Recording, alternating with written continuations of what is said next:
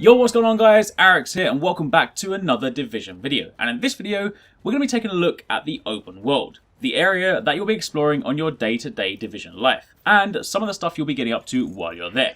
I'm going to be talking about missions, encounters, intel, the dark zone, fast travel, safe houses, and yes, the map and the map size. So sit back, relax, and let's get started. First up, if we open up the map, this is your playground. This is Manhattan, and everything you see here within the hard white borders is yours to explore. Whether this map will expand further or not will of course remain to be seen, but I'm going to talk more about map size at the end of the video. For the time being, let's stick to what we know. Dotted around the map are a number of different icons. These icons here are missions, and they relate to the three different branches in both the base of operations and your own personal skill, talent, and perk trees.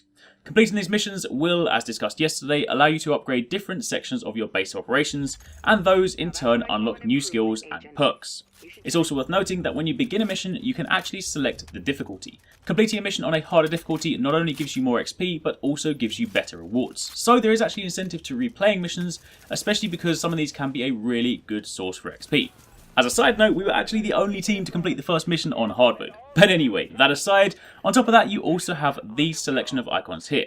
Encounters and side missions. These will populate your map after you interact with notice boards or obtain situation reports back at your base of operations. The colour of the encounter again corresponds to the respective branch in your base of operations, and completing these also awards you with supplies, which are again used for base upgrades. The encounter missions themselves will vary. The one that I did had us assault the stronghold, which required that we work our way into a building that had been overrun by rioters and looters and take them all out, in turn securing the stronghold. However, some of these may require you to rescue a hostage, take out a particular target, or even defend an area. They're not all the same, and they do provide you with a good variety of things to do. Side missions are also similar to these. I didn't actually get a chance to try one of these out while I was there, but they do serve a similar purpose. In fact, one of the things I thought would be pretty cool is if these side missions and encounters also became an additional part of the Division's endgame. What if, say for example, you could log in on a daily basis, visit a notice board for a situation report, and you were then presented with a fresh set of encounters, bounties, and side missions. I did actually ask a developer if this was the case, but again they weren't talking about endgame just yet, so I didn't really get an answer for that. Now moving on from there, let's talk about safe houses. There are two types of safe houses, the ones you find outside the dark zone and the ones you find inside.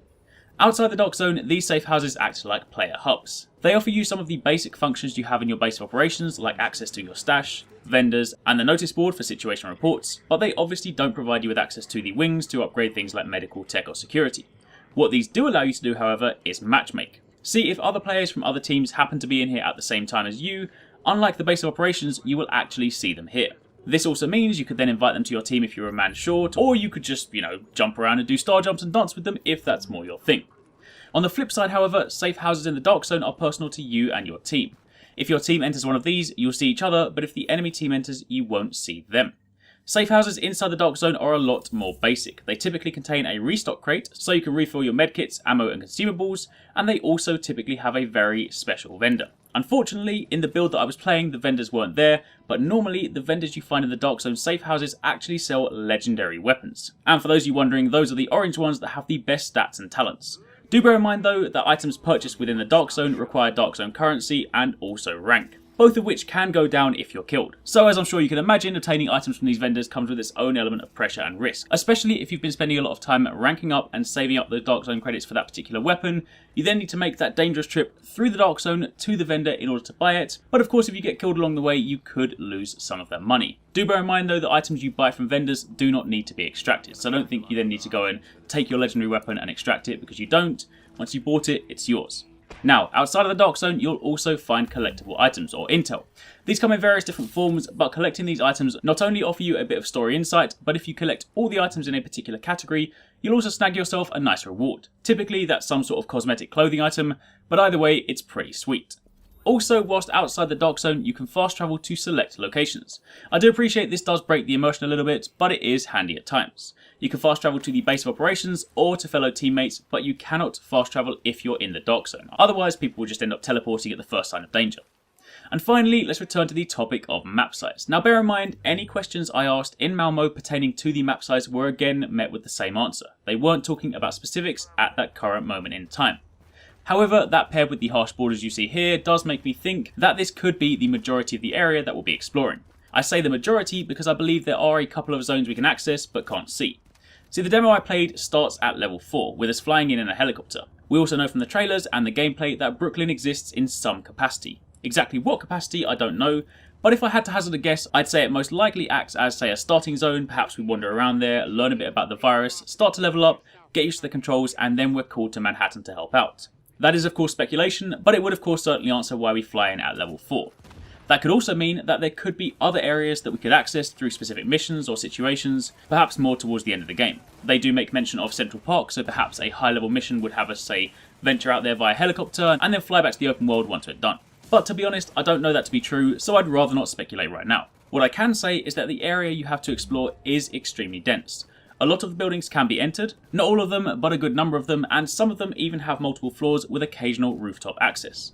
But will that be enough to keep us busy for hundreds of hours? The honest answer is I don't know.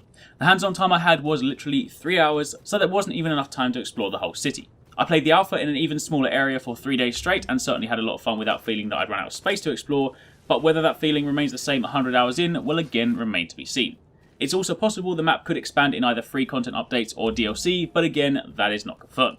So all I can tell you right now for sure is that the area you see in front of you is what I had to play with. There is no confirmation that this is the complete area, but similarly, there's nothing to say that it isn't. So for the time being, we're just going to have to sit tight, wait for the beta or the full game, and just find out for ourselves. But until then, hopefully this video has at least given you a bit of an insight into some of the things the world has to offer. If you guys did enjoy the video, then don't forget to drop a like and comment down below telling me what you think, or with any questions you may have.